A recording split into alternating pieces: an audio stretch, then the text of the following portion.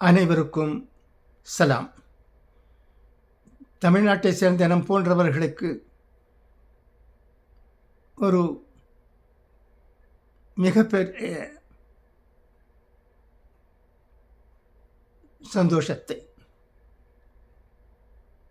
கொடுப்பது என்னவென்றால், நாம் நம்முடைய வாழ்நாளில் டாக்டர் ஏபிஜே கலாம் அவர்களை பார்த்திருக்கிறோம்.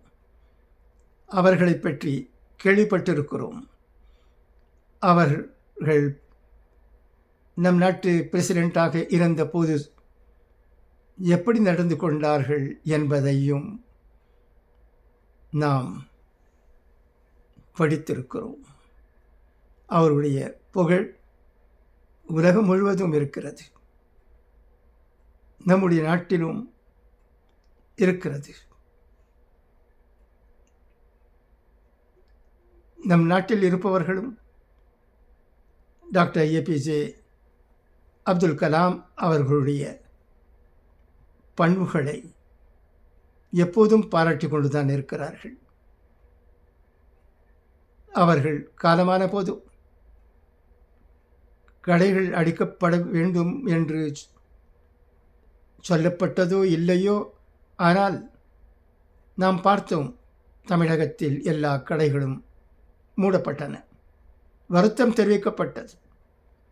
அதற்கு பிறகு ஒவ்வொரு ஆண்டும் அவருடைய ஞாபகார்த்தமாக சில நல்ல காரியங்கள் செய்யப்பட்டன.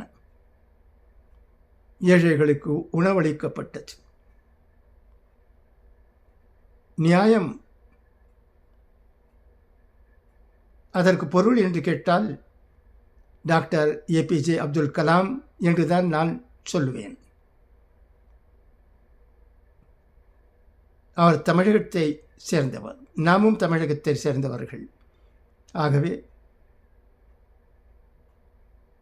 நமக்கு பெருமையாக இருக்கிறது.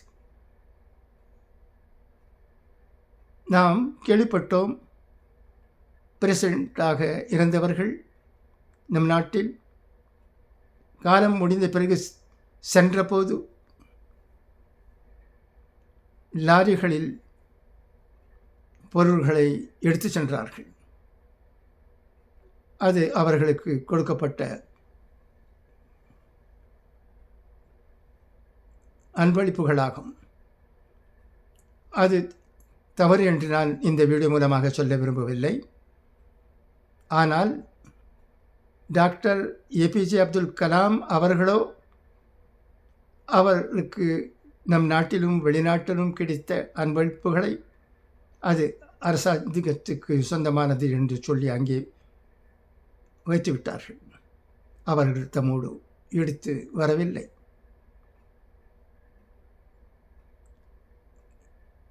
ரமஜானில் விருந்தளிப்பதும் ஒரு சாம்பிரதாயமாக இருந்தது. இஃப்தார் பார்ட்டி நடத்தப்பட்டன. எல்லா பிரசிடெண்ட்களும் இஃப்தார் பார்ட்டி வைத்தார்கள்.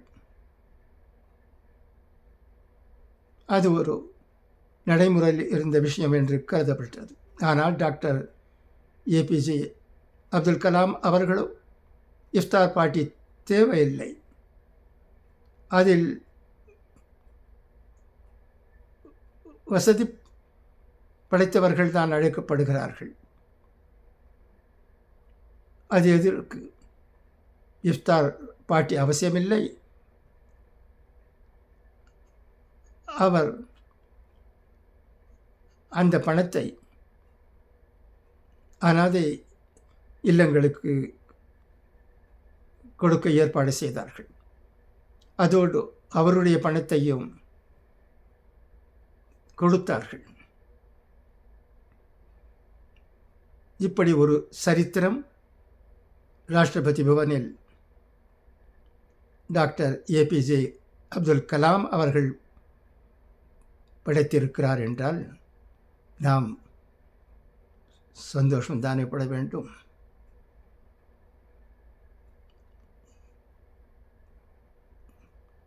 நீங்களும் அவரை பற்றி எவ்வளவோ அறிந்திருக்கலாம், அவருடைய நல் பண்புகளை புரிந்திருக்கலாம். நானும் ஒருவன் என்று இந்த வீடியோ மூலமாக உங்களுக்கு சொல்லிக்கொள்ள விரும்புகிறேன். நல்லவர்கள் எப்பொழுதும் வாழ்வார்கள். டாக்டர் ஏபிஜே அப்துல் கலாம் இறந்து விட்டாரா என்றால் நான் அப்படி சொல்ல மாட்டேன். அவர் இன்றும் உயிரோடு தான் இருக்கிறார்கள்.